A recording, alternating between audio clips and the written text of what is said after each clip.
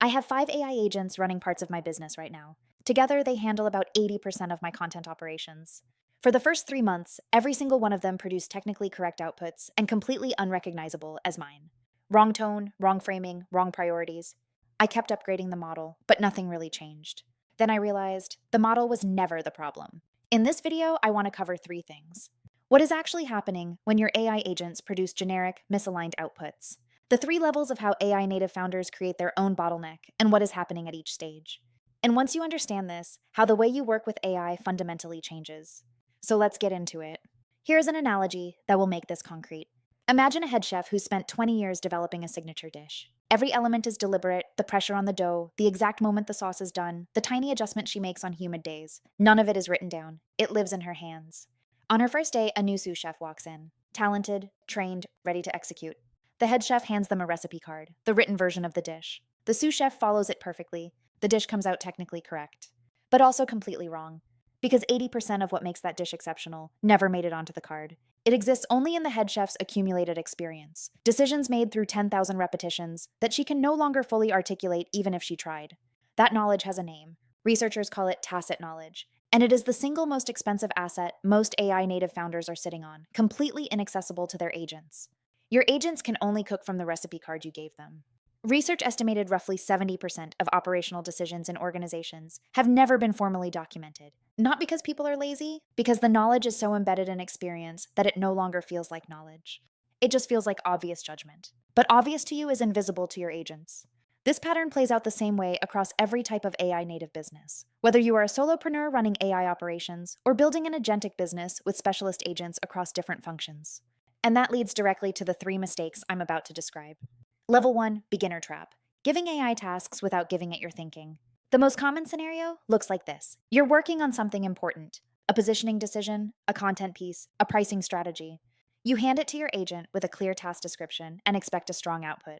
The output is fine, but it doesn't reflect how you actually think about the problem. It's missing context that feels obvious to you. You end up rewriting most of it. So you conclude AI isn't useful for strategic work. But that's not what happened. What happened is you handed a talented sous chef a recipe card with half the steps missing and then blamed them for the dish.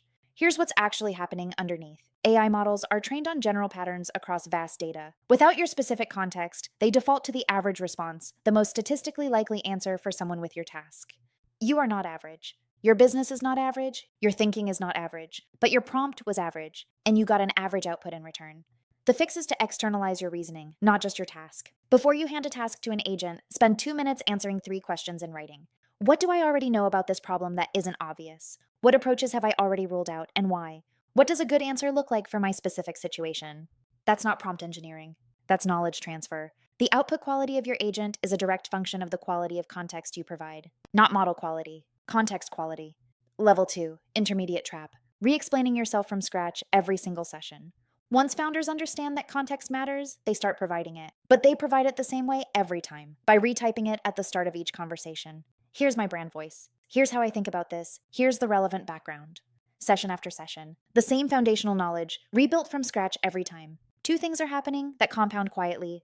First, you're training yourself to work harder, not smarter. Every session costs 15 minutes of context setting before any real work begins. Across a week, that's hours of overhead that feels like productivity. Second, the context you provide is never quite the same twice. You remember some things, you forget to mention others. The agent's understanding of your business is inconsistent across sessions because your context delivery is inconsistent. This is what I call the oral tradition problem. It compounds especially fast in agentic workflows, where multiple agents depend on the same context layer, and the inconsistency multiplies across every output. Organizations that transfer knowledge only through conversation, never writing it down, are fragile. Every time a senior person leaves, the knowledge leaves with them. Every new hire has to rediscover things the organization already figured out. You're doing the exact same thing with your agent team. Except you're the senior person who leaves at the end of every session.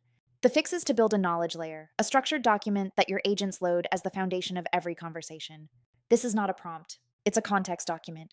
It contains the things that are persistently true about your business, your thinking, and your preferences. Your positioning and why you chose it.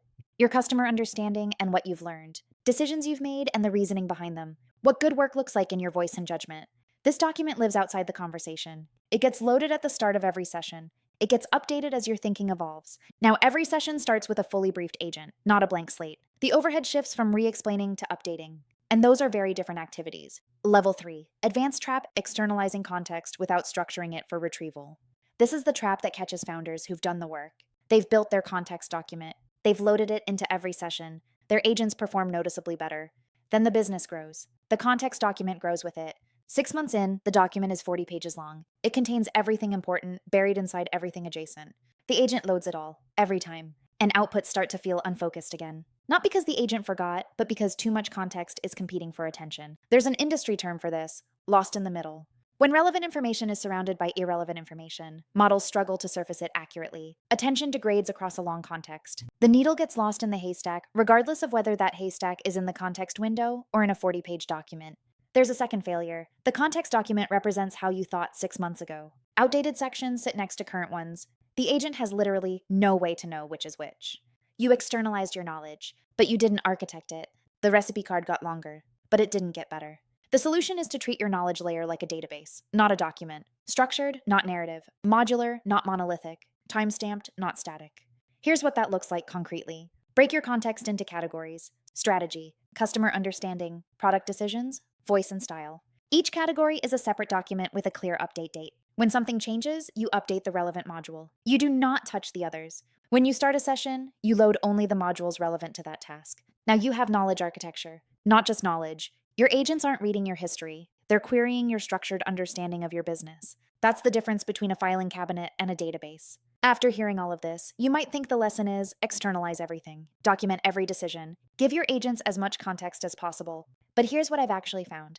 The founders who get the sharpest outputs from their agents are not the ones with the most comprehensive context documents. They're the ones who give their agents their reasoning, not just their knowledge. There's a difference between telling an agent what you know and telling an agent how you think.